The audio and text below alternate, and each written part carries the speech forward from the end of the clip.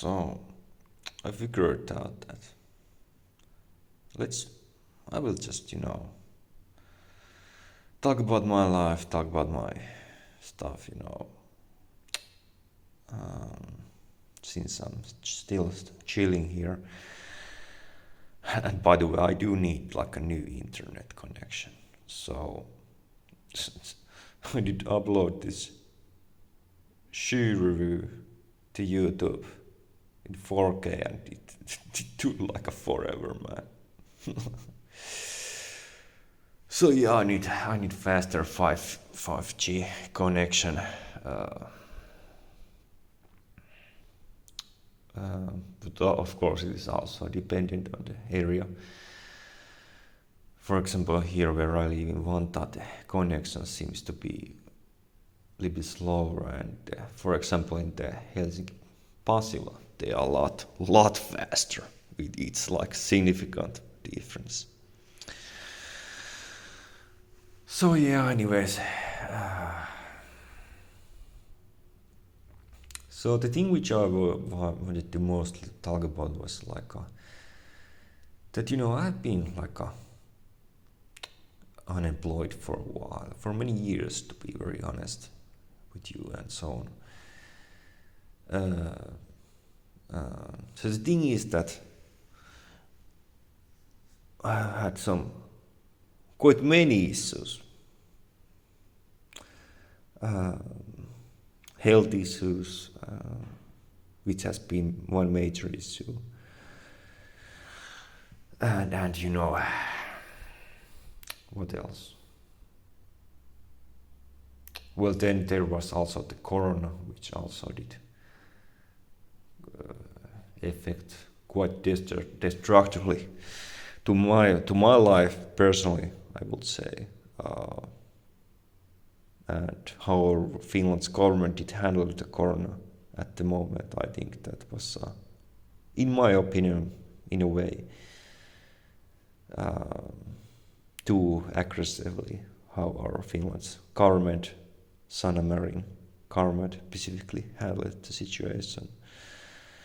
And we can see it from example, from how many, shops were forced to close back then.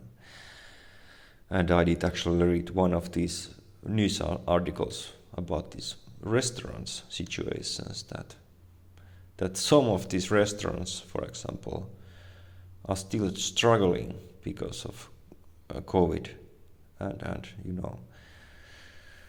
and this restaurant owner, for example, made one interesting point that, he blamed partially on the Finland's government decision, how aggressively Finland government handled the situation, but also, that the culture also changed in a way that people just like steered away from the bar and restaurant culture. And that was also during the time when social media and all the social media and so on were blowing up and in popularity, and people were spending more and more time in social media. So this COVID and social media had this, in my understanding, very clear consequence that people maybe actually did start to more like socially, like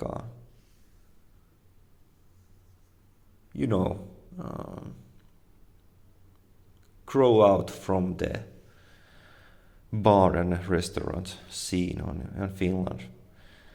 So in Finland, I would say that the bar culture might have been anyways more prominent, maybe more popular 10-15 years ago anyways. And according to some statistics, I don't actually remember, was it statistics from Finland, but anyways, the youth do not drink that much anymore.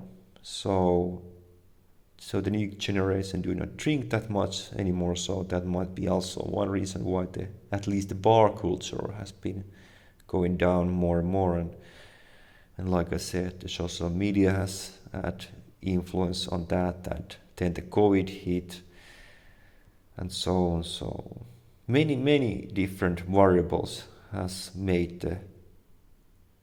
caused this situation that the restaurants has been struggling. And personally, when it comes to my life, like I did mention that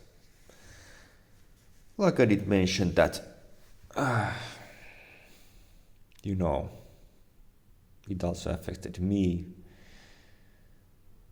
mentally, physically. I do think that the news, for example, Yle News, the government-funded Yle News in Finland, also was very negative, very overwhelming when it did come to COVID, and very negative and very like this. I do think that this how news networks handled the COVID, it was very destructive to people's mental health. So these things do matter, how media handles things, and I do think that, for example, here in Finland, how the Yle News handled the COVID in a way that they had this counter in their news website, in the front page, how many people are dying. I do think that was too much. I don't know what they were doing, what they were thinking. Did they in any way, did the Yle News leadership in any way consider that this might have in itself harmful mental health effect to people's well-being and well-being of societies in overall? But no, of course, they did not consider that point of view, even as a government-funded news organization. So anyways,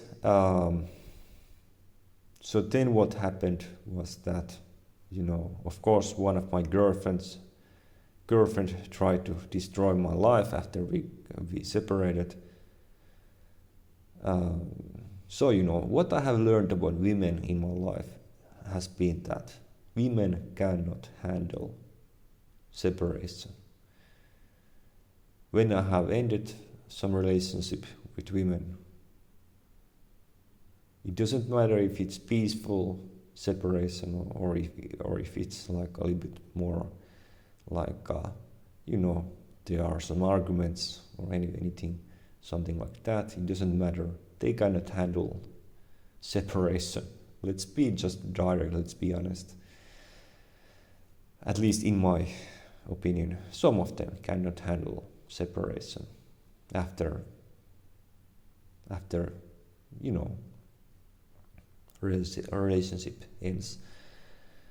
So it's like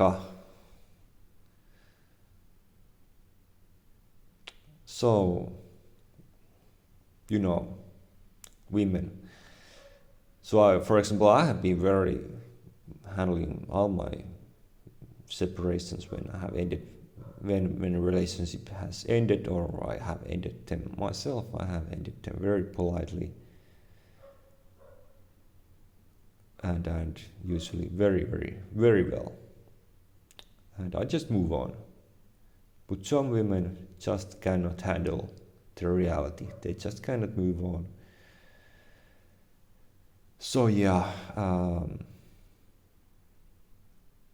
I do think that more men, due to social media, understand this aspect, how women operate when it comes to relationships more and more, because there are a lot more information about relationship and dating and so on internet and so on. So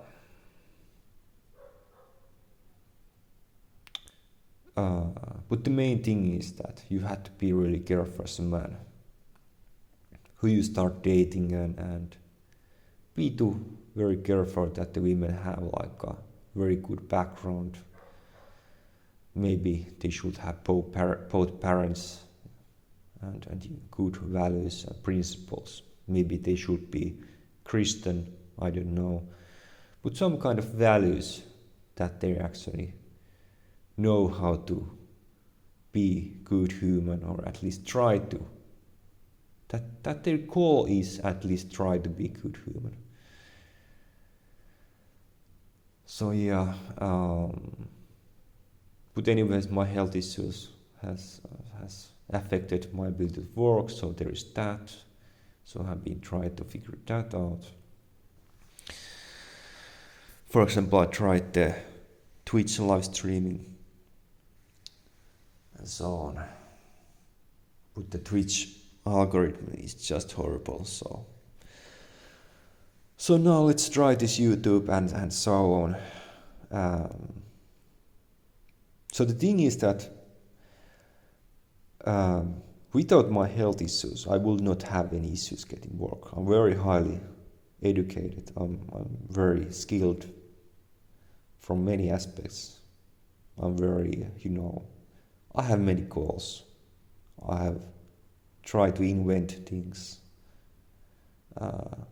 research how to build companies, and so on.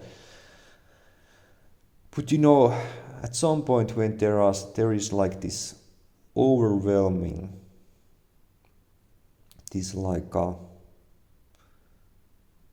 that things just are against you, that you are like swimming against hard current, against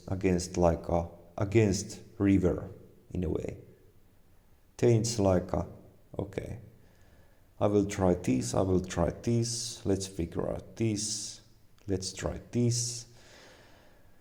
And in combination with how our current, for example, unemployment services systems work in Finland, they are not that great. They are quite good. And when it comes to, for example, social security in Finland, it's great.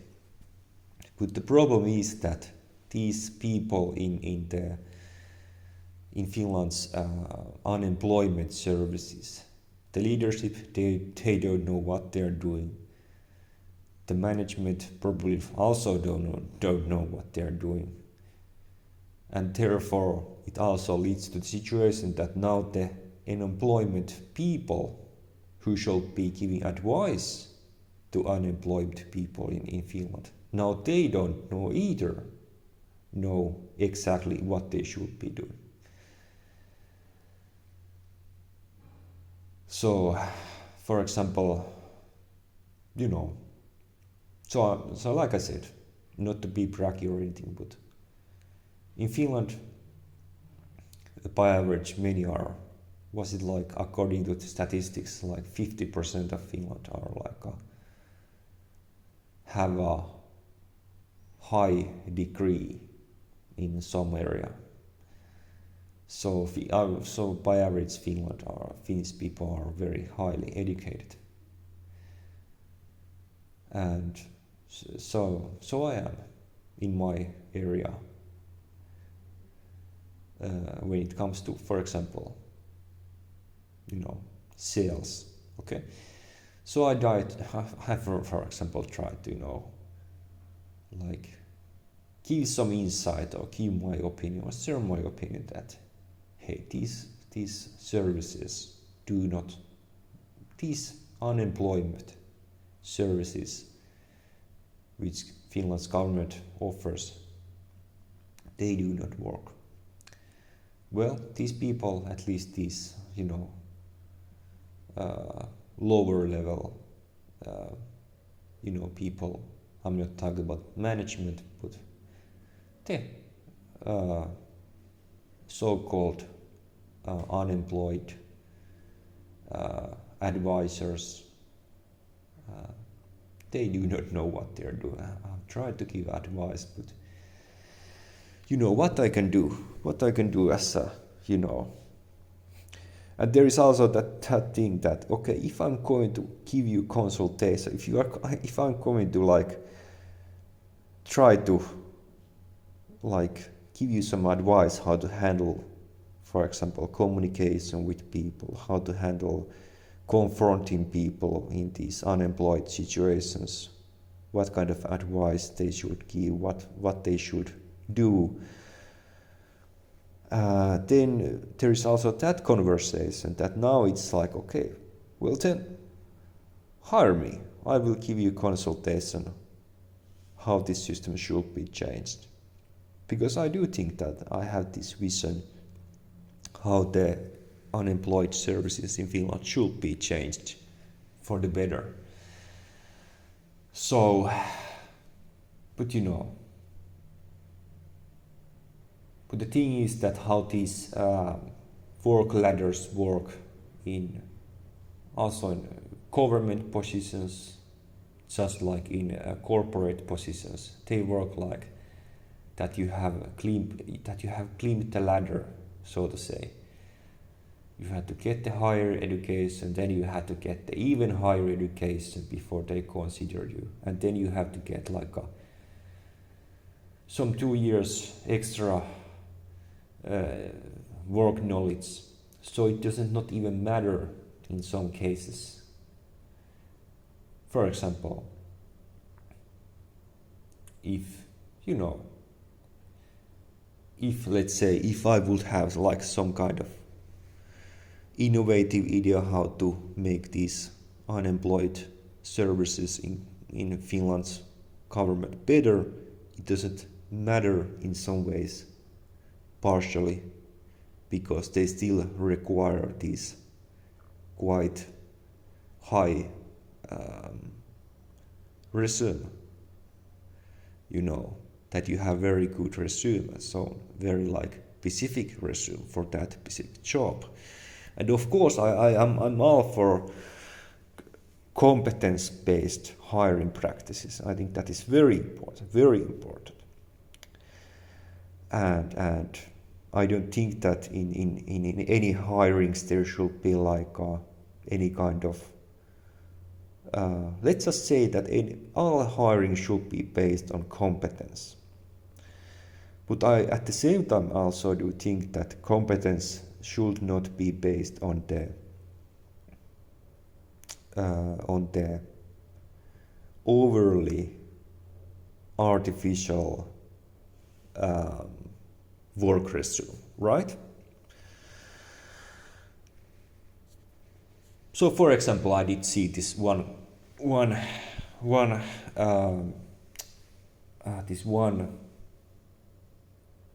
government position for tax agency in here, Finland, and they would need like this kind of this kind of consultation for how to manage staff, how to change practices in their workplaces. This kind of consultation / leadership position.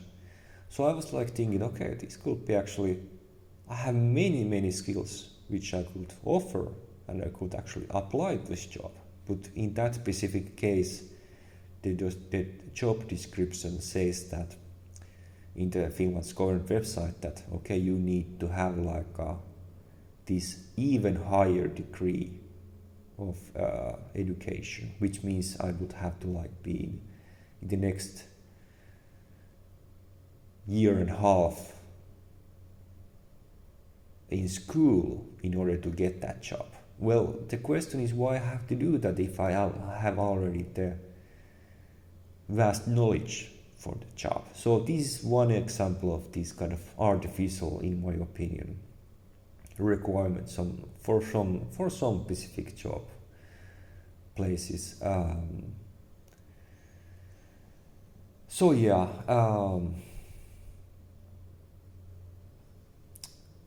Yeah.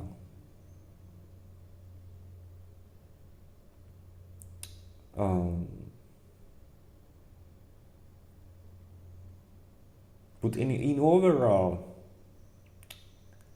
one thing which I want to bring up in overall when it comes to politics, when it comes to developing society into better place for everyone, there has been and there is going to be always this kind of separation between citizens, average citizens, and politicians in a way. Even in Finland, even if we have in Finland this very authentic democracy, social democracy in Finland. And I do think Finland's social democracy is it's great, it's amazing. It's functional. It's functional in many ways. In local politics, I think that system is functional. The more wider area politics, that is also functional, and the legislation area of politics, that is functional.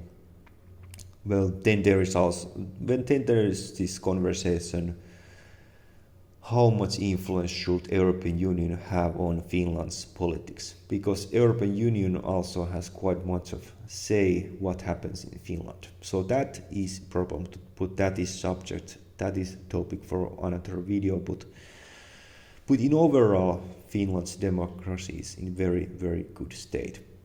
But like I was saying, that there is even in Finland, there is this gap between average citizens, who know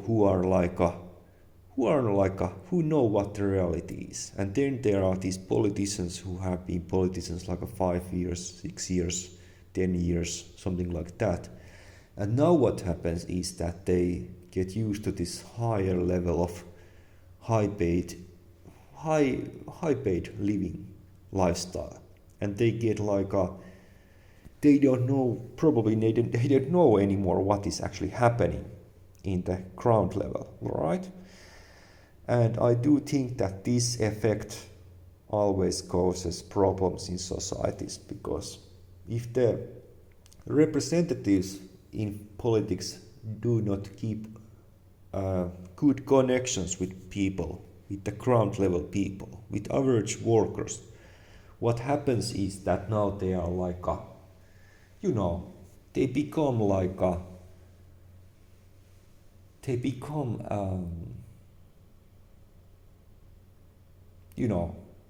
they don't know, they lose the connection to the average workers and to the average society as a whole. And then there comes problems. But in overall, I will still say that in Finland, even the higher level, the legislation level politicians, representatives in Finland, I would say that they are still in quite well connected with average workers in Finland. Of course, this current government, they are trying to reduce social security and trying to reduce and have reduced, like for example, worker protections. For example, this one major change which I disagree with is that our current government at the moment 2026, they did move this workers protection that there is no more need for employers there is no more requirement that there needs to be a significant major reason for them to fire some people. So I do think that is major change in Finland. So if you are working in Finland and you mess up in your work, or you get tired in your work, or maybe something even very small happens, then you can get just fired, just like that, without any major reason in Finland, because there is no more protection for workers in Finland, that workers are protected against you know, that there needs to be major significant reason for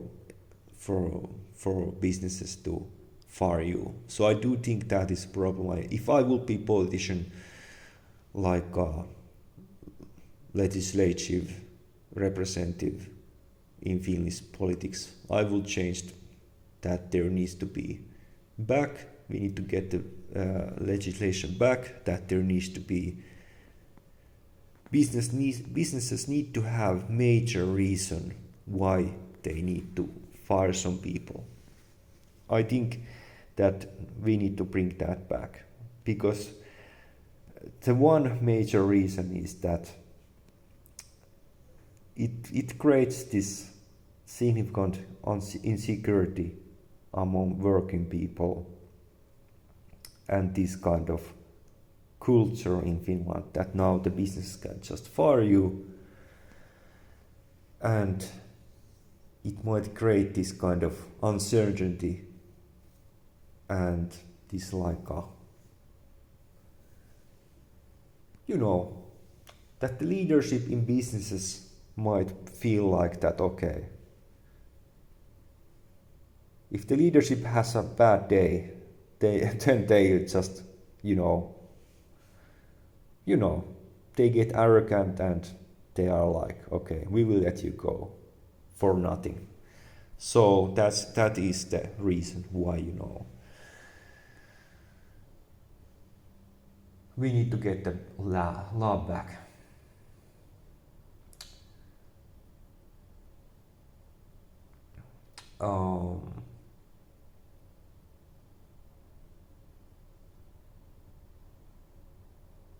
But yeah, but there you go. There are some of my thoughts on my life, on my situation of being unemployed, how my health issues has been affected to my situation, what I feel about the current unemployed services which Finland's government provides, and so on. So